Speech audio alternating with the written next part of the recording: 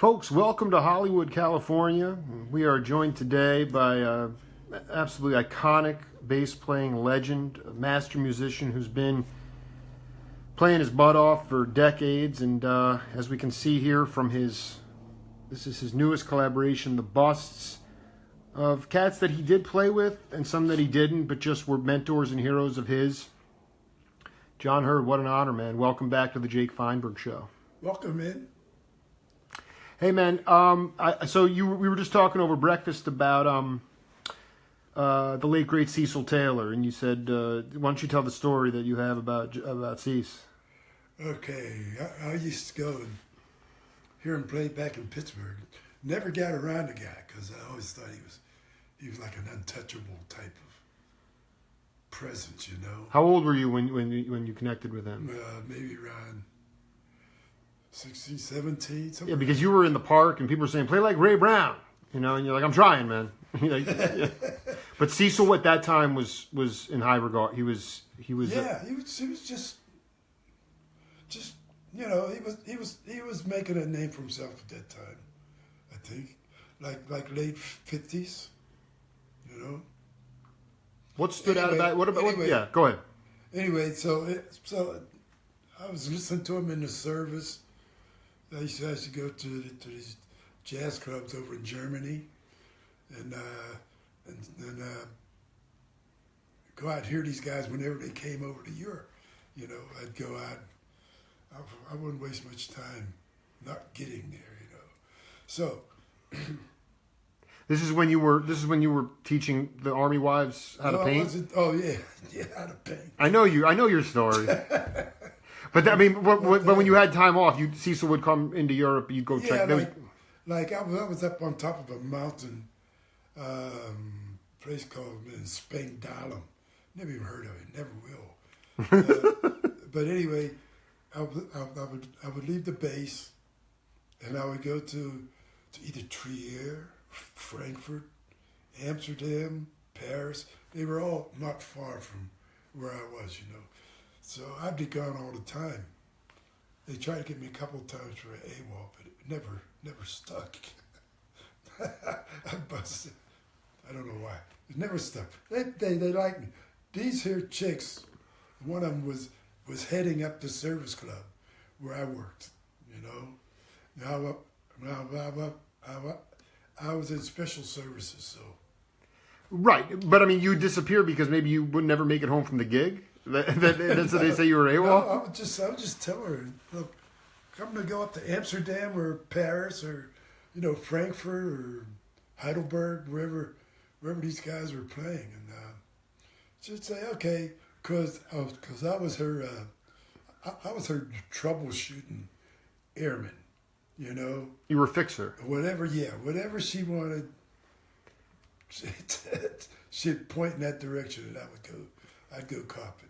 Literally. For people that weren't, but at that point in his career, he was creating new musical vocabulary. Cecil was. Do you think? I mean, talk about the. He was playing the same stuff, I think. Which was what? Out. Like Arnett was playing too at that time. Out. Who else? There were European dudes. There was taking it kind of in that direction, you know. Right. Did you what's in your mind? What you just found out that he passed, obviously, but what do you consider Cecil's legacy to be in the lexicon of music? Himself. Did you get a chance to play? Nobody played like Cecil Taylor, and I was getting ready to tell you the story, like. So me and my wife and everything, we got married and we wound up in San Francisco. And I went to this place called the Both Inn where Cecil was playing. It was like, well, you've heard of the Both Inn, I'm sure. On the Visidero. Yeah, absolutely. The Visidero. Well, Cecil was playing there once, and I went down to hear him, and the experience I had, I would walk in and really this guy would just blow me away. You know, he would. It was one tune he had a bunch of marbles and he put it in the piano. I've heard that done before, but not in a live performance. You know, A live performance, he'd throw a bunch of marbles in at the there. both ends. Yeah, and he had all these great players. I think Gary Bartz was playing with him too then. Not sure, but anyway, he put these marbles in there, and the piano was about not far away from the audience. Yes. You know? And the marbles were bouncing. What did that sound like? And Cecil started doing something. I don't know what it was. And I backed up against this wall. And I just stayed there, man. I couldn't move for what he was doing.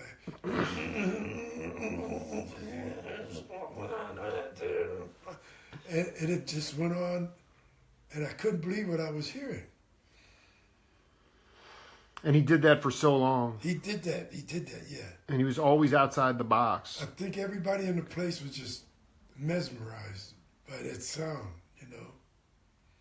You know, it was unbelievable. And that was my one experience as Cecil Taylor.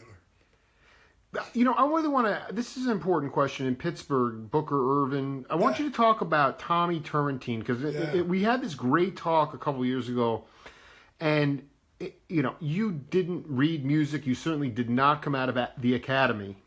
You were playing on the street, and Tommy was, you just said he was pumping feel into you. He was always talking about feel. Yeah, right. Feel. Right. What like explain, was he doing it verbally or was he and explain how that helped you, because when I hear your bass playing, John, it touches my heart. So that and it's not, it has nothing to do with facility or technique or anything like that. You're talking about dance. You know, his main subject with me was about dance, you know, and feel, we say feel, but it was mostly about dance, you know. Put the dance in it, man. Dance, you know. The whole as opposed band. to, but you know, as opposed, like if you were, was but he didn't want you to go too far out, or what was he? You know, like he what would he say to you? I think he didn't want me to play white. I know you've been waiting for that all day. Square. Just square. Okay, better word, square. Was there a pressure to play that way? Yeah. Yeah.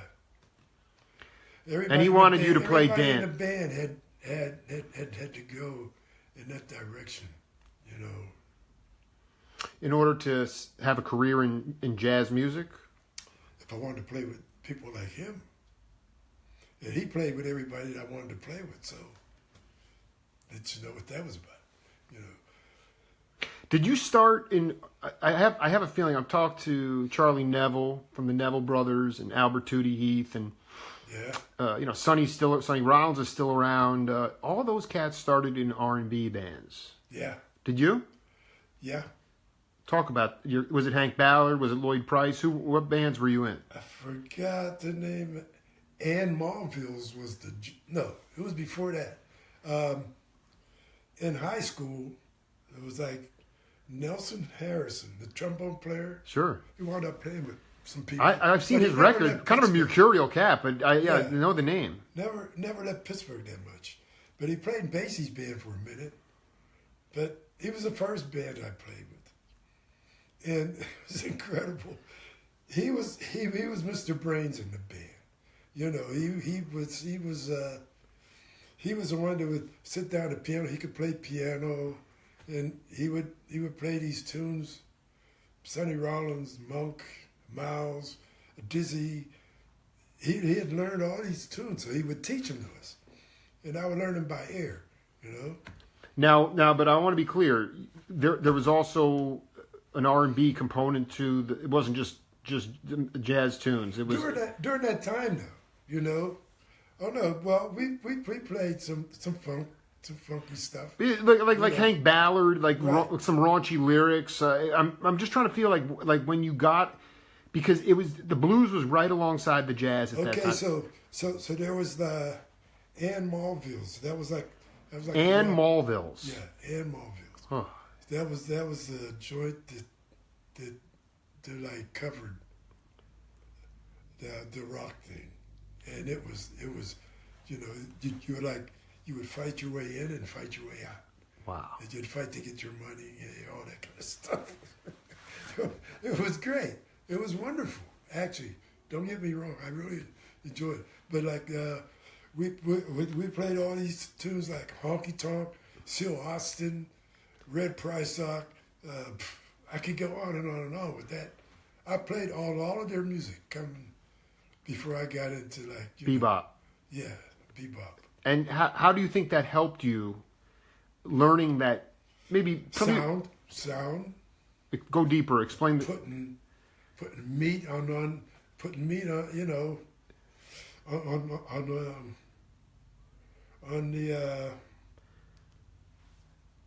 your bass, you know. hearty round notes. Big fat. Put all your feeling into that. You played because I didn't have an amplifier, so I had to play hard, you know. That is so. I want you to talk to the audience. Nowadays, you go to Hillsborough Jazz Festival, and they'll spend 5 hours getting the sound just perfectly right. But back then, you were playing out of PA systems. Maybe. I wasn't. No. How did you even hear? Could you even hear yourself at all? Yep. I played very hard. The calluses were there. And I had an old Epiphone bass. Most basses then, when they made them, they made them where they would sound, you know. They would have a sound quality about them. Maybe not quality wise. Right. But those suckers were loud, you know. You could play them. So then all of a sudden you're in the. By the way, you call it rock music because the guitar became a lead instrument as opposed to R&B, really. Right, but I'm interested in this idea because the guitar for so many years was just a rhythm instrument, the Freddie Green style thing that was going on with Basie, you know, where it was just ching chicka ching, you know, he was just keeping rhythm. Right. Saxophone was the lead instrument, guys like Booker Ervin and all those, right? So, do you consider rock music when the guitar became the lead improv instrument?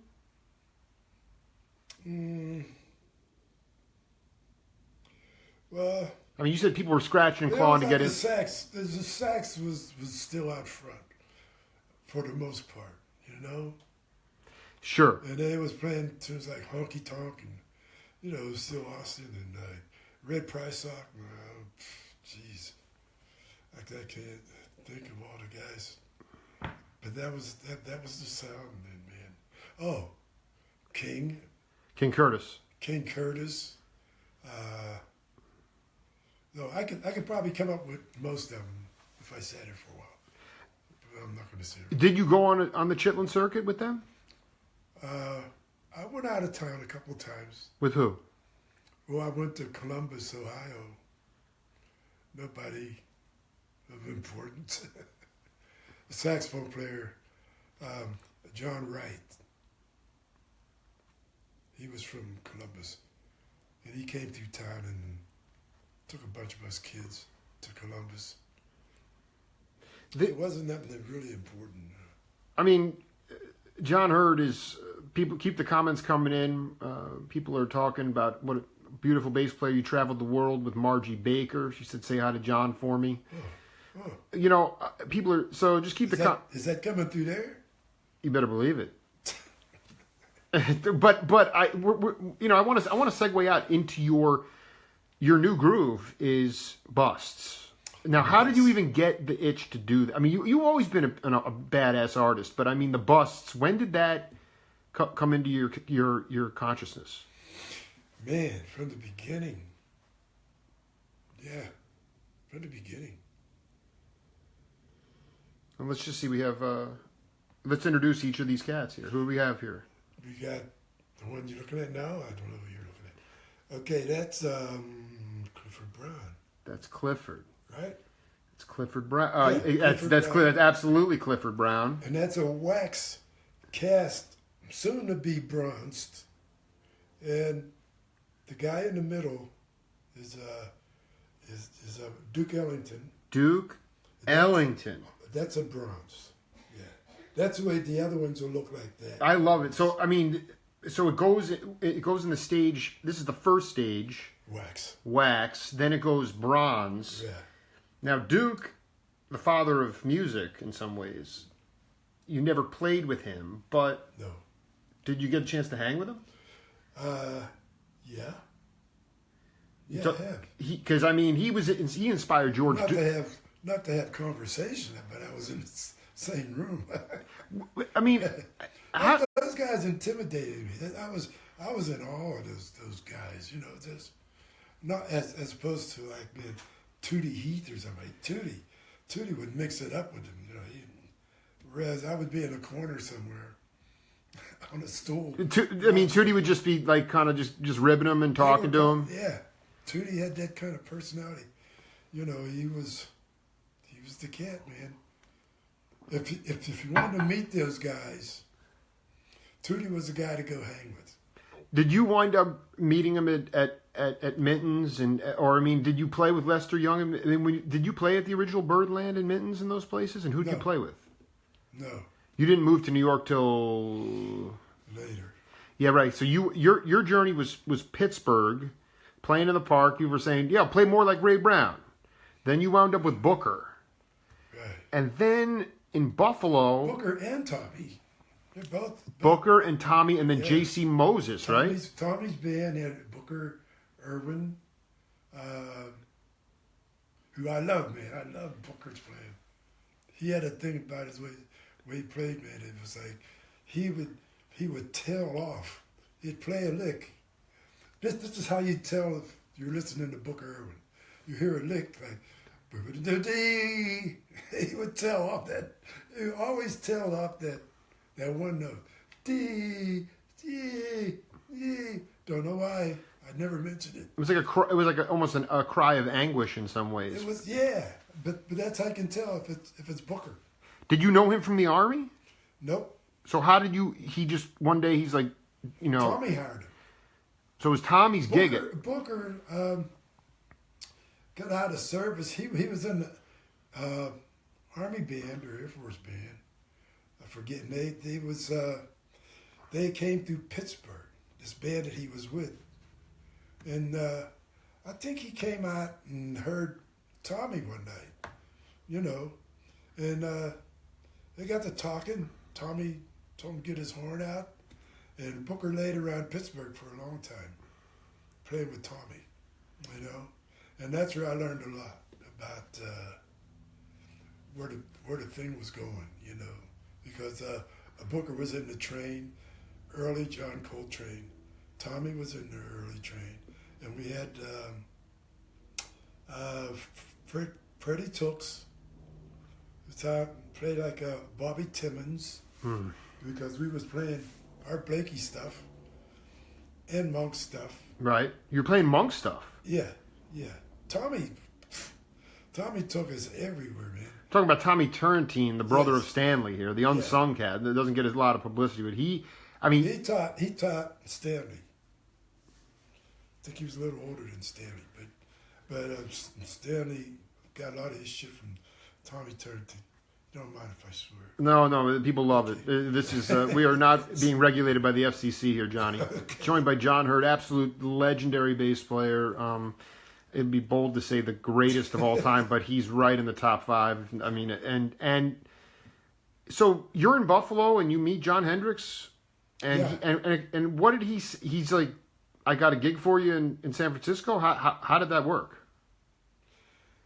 We was working this gig, and after the week was over, John hired the trio that was backing him up. Oh no, all except for Flip Nunez, piano player. Wait, hold on. Flip was where? He was playing piano with this trio. With you. Yeah, with John Hendricks.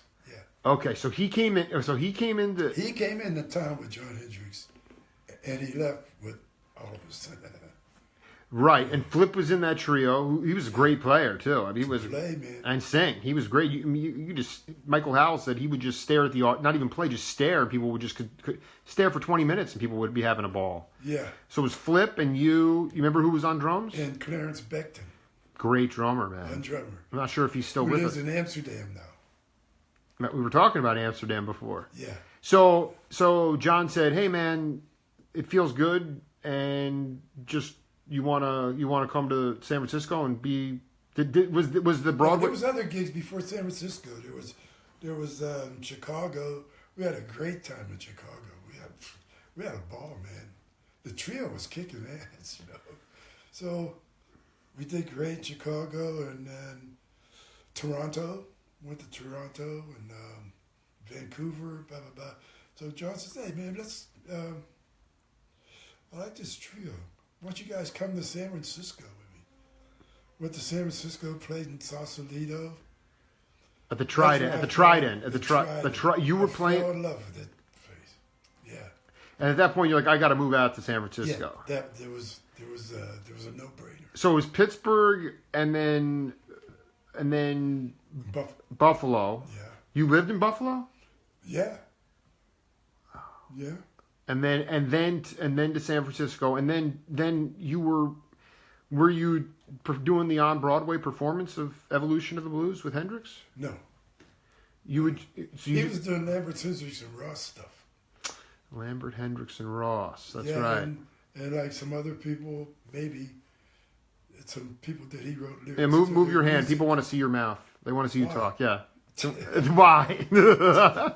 Okay, so anyway, he was. Now I lost track of what I was saying. No, he was doing Lambert, Hendricks, and Ross, but he liked the trio, Yeah, and so you moved out there and you were playing at the Trident, just backing him up, basically. yeah.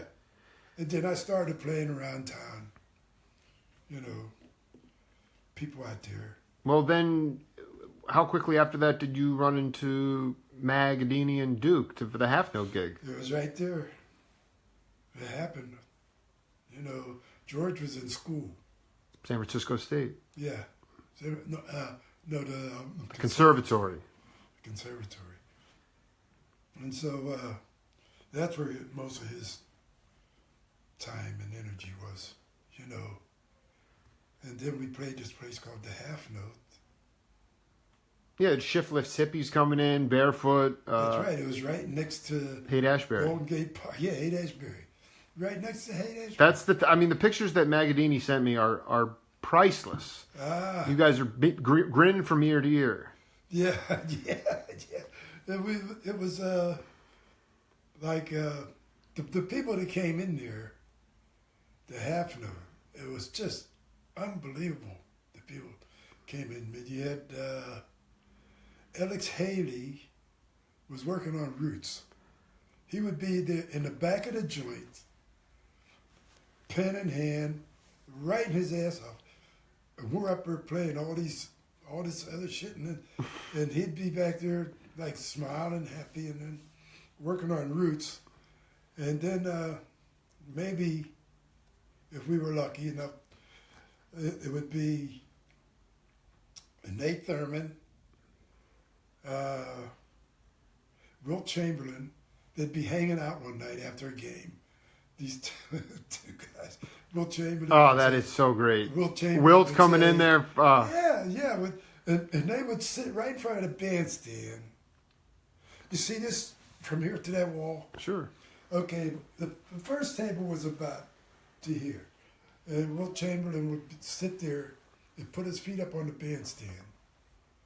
Would be Yeah, because the bandstand would be back there. And he'd be back there and just grooving, man. First of all, everybody was grooving. And so we'd be there burning, and then like I said, Alex Haley. So there was just so much consciousness expansion going on. Yes. People were writing, people were dancing. In this joint, in this one little joint on the Visadero The Street. half note. The Half Note, and like they would have Willie Brown. I don't know if you're familiar with him. The governor. Yeah, the governor. Hippest cat ever, dude. He would be there. I'm sorry, the mayor of Oakland or San Francisco. Yeah, San Francisco. Then he was the head of something else. I don't know. Just so much. But luminaries were coming in. Athletes were Yes. coming in. Actors were coming in. Yes, yeah. Sidney Poitier maybe coming in, or people Yes. like that. Yes. That And we're up there playing Hang On Sloopy. We'll be up there playing all these tunes. They loved it. They loved it, man. So that's what that scene was about. And so, had you already crossed paths with Oscar at that point? no. No. I'm curious. This is interesting. I really want you to talk to the audience about when you used to see Dizzy. You were not somebody who read music, but he would talk to you for hours. Especially, what would he talk? Give me some pearls of wisdom that Dizzy would talk to you about as it related to just music conception. Okay. We would be, I'd be in Basie's band. And Dizzy would come in time, play somewhere. After he was finished, he would ride back to the club with the band, and I was the one that he chose to sit by in the back of the bus, and he'd just talk to me all to and from the gig, man. That was the most wonderful experience I ever had. And he would talk to me about time signatures, about scales. How did it enhance your playing if you didn't really know what he was exactly referring to? He was singing everything. He was singing. I can tell you, I got some ears though. I got some. Your ears are, I mean, the biggest some ears in the good world ears. because you couldn't, you didn't have an amp for a So long that time. I had. So You had he would ears. talk and I would listen. Yeah, I wouldn't open my mouth. I would just. You would not ever open your mouth. Not once. You know, and he would be sitting there talking time signatures, playing on my knee, playing drums on my knee, like. See you do that. That's the way it would be from beginning He loved congas. to and from the gig. I thought that was the most wonderful experience. There's nobody else who did that. You know? Nobody else did that. I wonder why he chose me to do that too. Maybe because I think he liked me. he did, and he knew that you had big ears and wouldn't say a word. He could just talk and talk and talk and talk. Maybe that was it, yeah. The busts here, we went through Clifford. Did you play with Clifford ever? No, Duke, and now we're going over here to Mingus music. Mingus. Funny story with Mingus. Let's talk about Mingus. Yeah, it's like we was when Mingus used to hang out in San Francisco a lot. So he would come in town with his band and terrorize everybody. Literally terrorize. So I stayed. I mean, what is that? He'd go up and just sort of screw with you on the bandstand, or what is terror? I mean, because he used to get in fights with Canadian. Yeah. I mean, Charles Yeah. McPherson said he would go to blows over stuff. People were Yeah. too loud, But but the half note, him and the owner at a half note would get in fights. You know, the start. I don't know. Mingus would say something about. One time I was playing there with the local band, and Charlie Mingus happened to walk in the place. And he'd be walking around the club, looking up on the walls at the photos, everything on the walls, and then before the night was over, he'd be pulling pictures off the wall. And the owner would be telling, hey, tell him, he was a Chinese guy. But you're not not supposed to touch the. shut up, you ain't got my picture on the wall, god damn it. Oh, that was the Got all these other son bitches up here, you ain't got mine. How many times I played here, man? I make you money, you little bastard. And this shit would start. Anyway. And you guys would just have to play through it while the chaos was happening. Well, we would play. Hell, Anyway, that happened after I This was after the half note gig. After, yeah. So, I was doing Monterey with, was it Al Jarreau or somebody? And so we had a rehearsal one day, and we took a break. I walked outside, and I saw Mingus walking across the where it's like a lawn or whatever it was. And he'd be walking across with his bass. So I said, oh, maybe this would be a good time where I could just walk up and say hi to Mingus, introduce myself. Well, so they had this rehearsal shed on the side of Monterey Festival. So I said, oh, yeah, let me go. So I started walking over there, and I got about 20 feet away from him. I was walking over, and I started to say, Mr. Mingus. He said, get away from me. He used a curse words. So I just, yeah. So I made a U-turn, went back to where it was safe. Get away from me. Jesus Christ. I didn't even say nothing to the guy. So anyway, months later, the following year, I was back down in, I was working the Halfno. And the workshop. I gotta get my word. The jazz workshop. I was working with Jazz Workshop with somebody. And we was playing our asses off. You know what? It wasn't the Jazz Workshop. It was the Trident over in Sausalito. Mm-hmm. We was playing the Trident. And Mingus used to hang out in there all the time when he was in the area. So he comes in there, and he's in the back of the Trident back there. And I see him back there, and he's kind of leaning against the wall, checking the group out. That gig ended. Then I was playing at the workshop up North Beach. And Mingus wandered into the workshop, checking us out, everything, and got in an argument with the owner again. Of course. And then when the gig was before the last set, he came in and he walks up to me and says,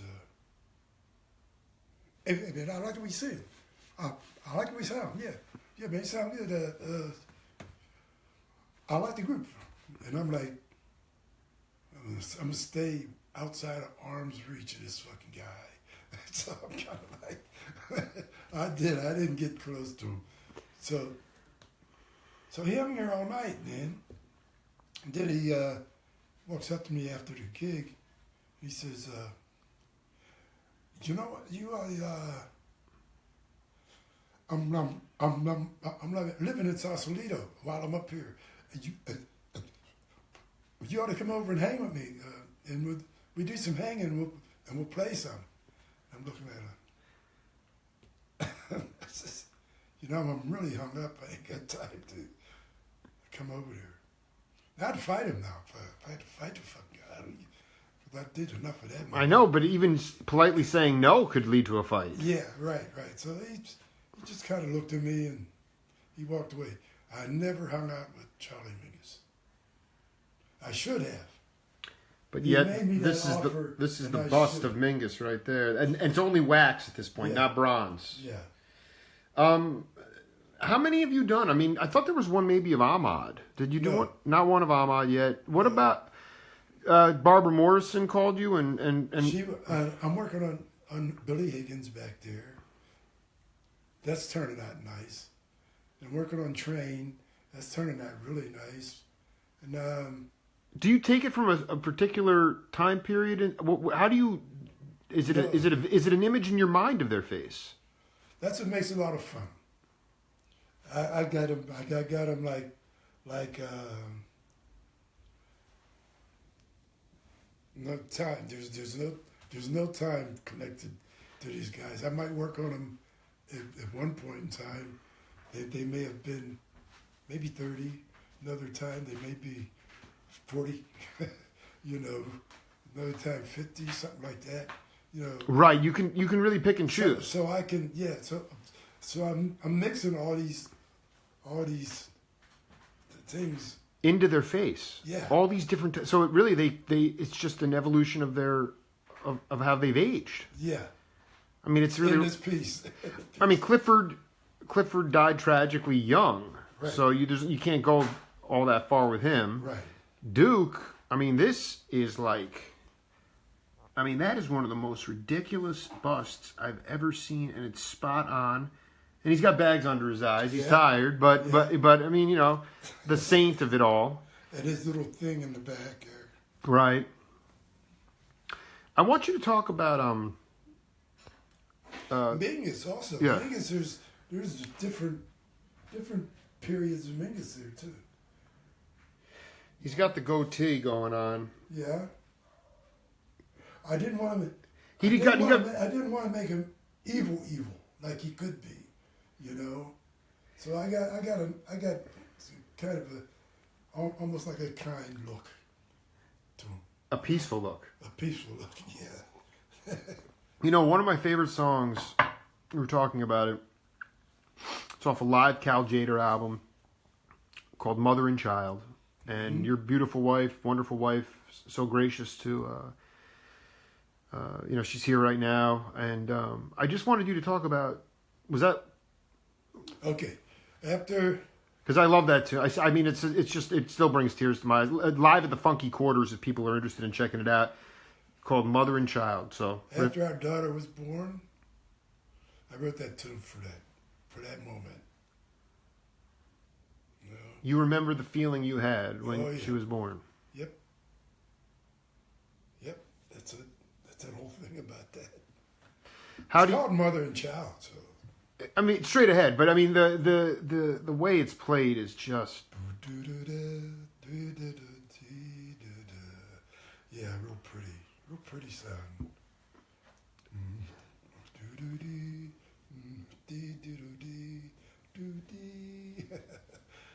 Anyway, the conga player screwed up us having that in a movie.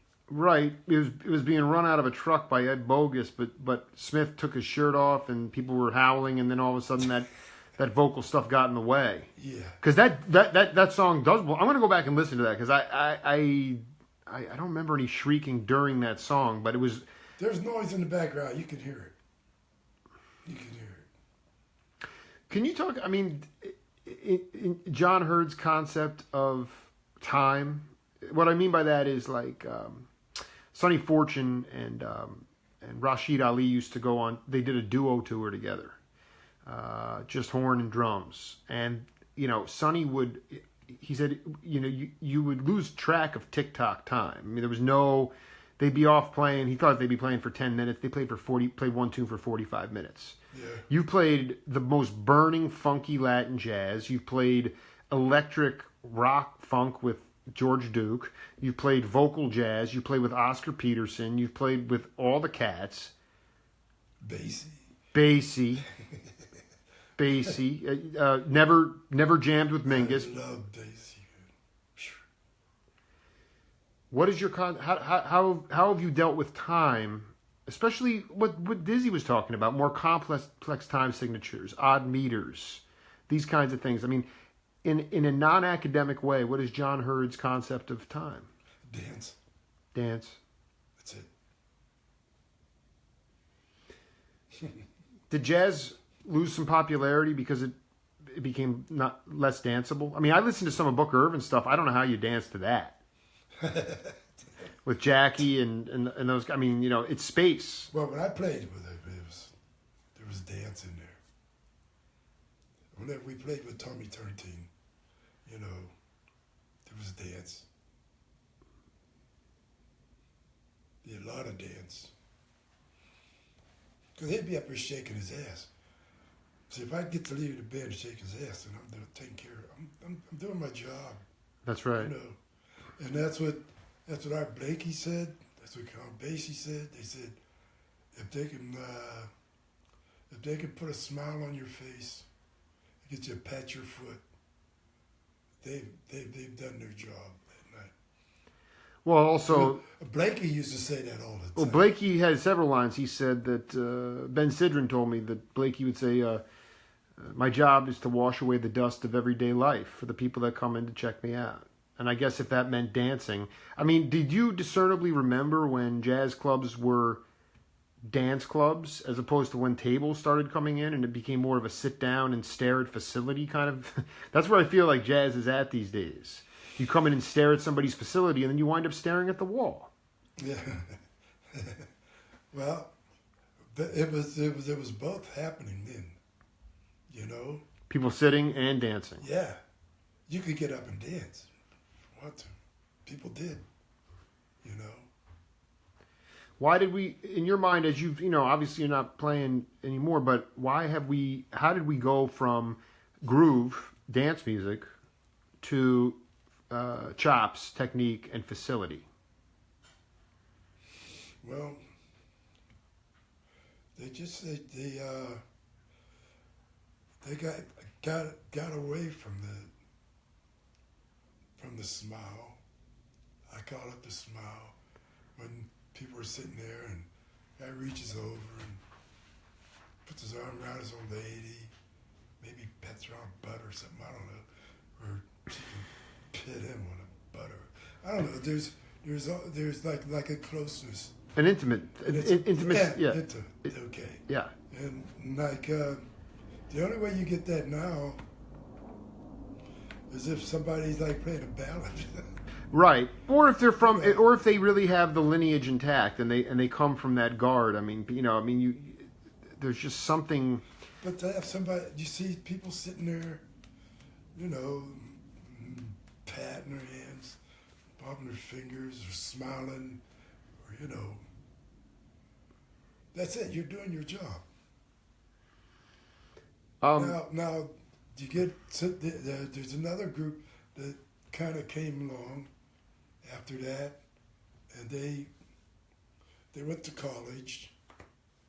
A lot of them, most of them, they went to college, and they got into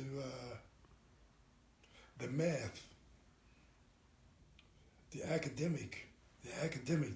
It got very wonkish, yeah. More important, and then that kind of slithered into like well, if you're not, it's slithered. Yeah, this is a very, very apt word. Yeah. If you're not into what we're doing here, then that's your fault. That's not my fault. I'm doing this because I went to school. I learned this stuff, and if you don't know what it's about, too bad. You're nailing it. Jazz became an inside joke for jazz musicians. Yeah. And if you couldn't dig it, it was not inclusive anymore. Right. Is that one reason you don't play anymore? Well, that's one of them.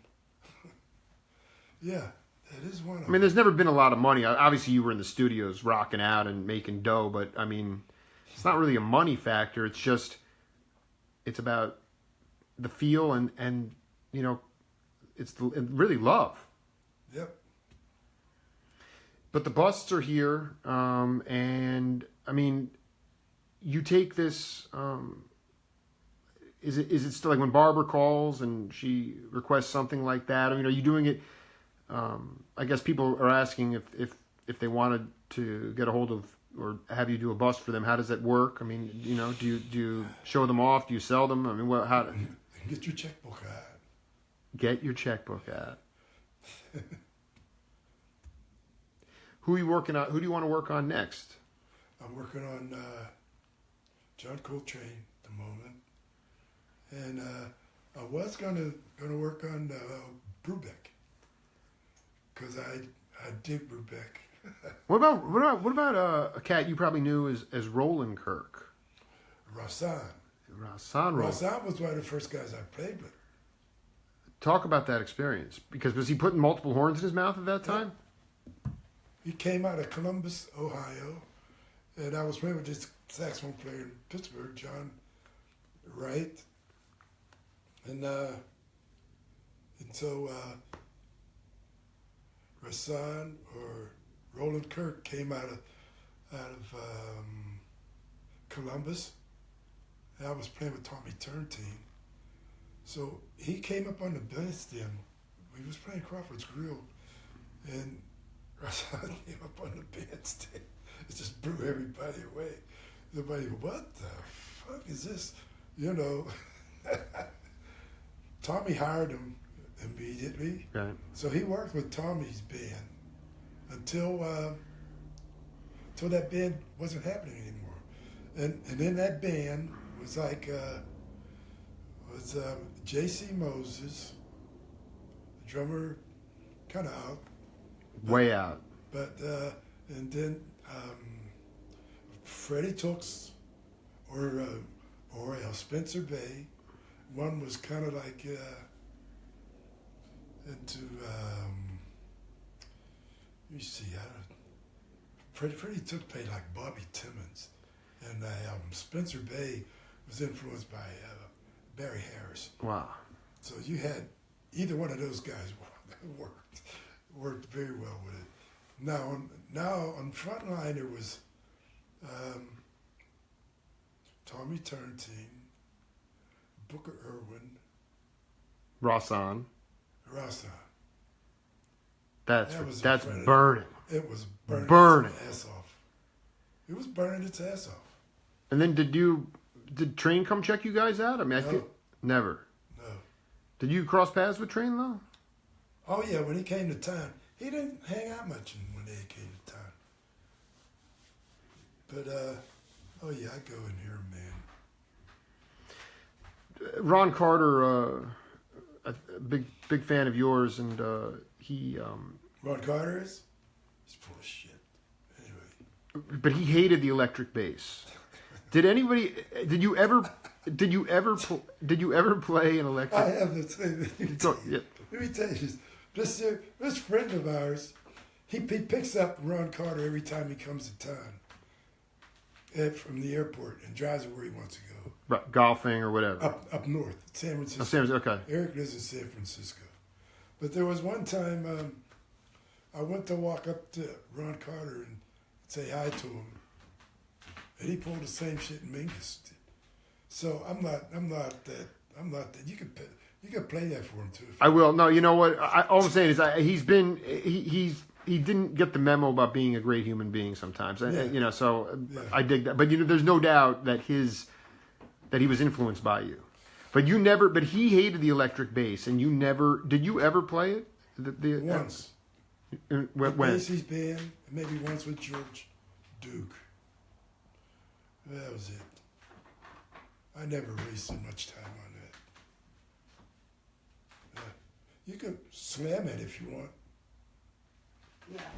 Before I let you go, and it's such an honor. Oh, she has to go. That's why. She has to go. That's why she's at the We're door. both going. We're both going. So it's time. All right. So John, can you just talk to the audience about your concept of love and how you bring love to this world? No. I'm kidding. You sound like Mingus. I'm kidding. I mean, like your grandson we just watched him on the bandstand playing. You heard love. You heard him play some licks that can only come from love while he was soloing. It could only come from that. That's it. So, but on the bandstand, it's about getting people to dance and touching their hearts, though. My concept of playing music is like bring a smile. You gotta smile if you can play with my groups. Any group of mine, I want to smile. I want to dance in the thing, and the music, dance, smile, and the creator. You gotta put the creator in That's it. Clifford. There ain't no more. Ode to Clifford. Ode to Duke. Ode to Mingus. These are busts by arguably one of the greatest bass players of all time, John Hurd. Much love, man. We'll do it again. Thank you. Later. Thank you much.